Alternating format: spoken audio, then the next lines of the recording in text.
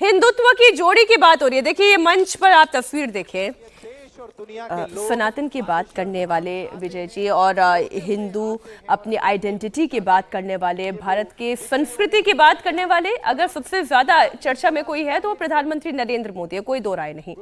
लेकिन जितने युवा चेहरों में से हैं जो धर्म अध्यात्म के क्षेत्र में जुड़े हुए हैं, उसमें आजकल आचार्य धीरेन्द्र कृष्ण शास्त्री का नाम सबसे ऊपर आ रहा है।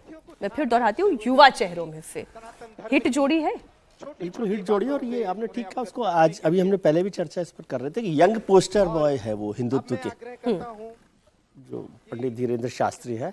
और प्रधानमंत्री जी के साथ एक बात और समझने की जरूरत है कि नरेंद्र मोदी के कार्यकाल के दौरान क्या बड़ा बदलाव हुआ। एक तो जिसे मैं कहता हूँ कि पॉलिटिकल पैराडाइम बदला, कि इससे पहले 2014 से पहले हमारा पॉलिटिकल पैराडाइम था कि माइनॉरिटी के आधार पर पॉलिटिक्स को डिसाइड करते थे कि कैसे माइनॉरिटी का जो 20% वोट है, 15% वोट है, उसके साथ और चीज़ों को जोड़कर करते थे। मोदी के आने के बाद कोई एंटी माइनॉरिटी पॉलिटिक्स नहीं हुई, लेकिन उन्होंने उसको पैराडाइम को बदल दिया और एक मेजॉरिटी की पॉलिटिक्स पर काम किया।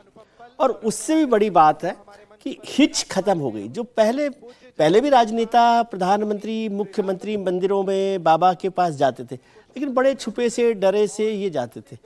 प्रधानमंत्री के आने के बाद जो कुछ स्वीकार है, जिसे वो मानते हैं, उसको दिखाने में हिचक नहीं है जी।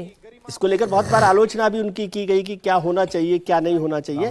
रामभद्राचार्य जी महाराज भी इस वक्त मंच पर दिखाई दे रहे हैं और धीरेन्द्र कृष्ण शास्त्री कहते हैं कि मेरे गुरु हैं जी।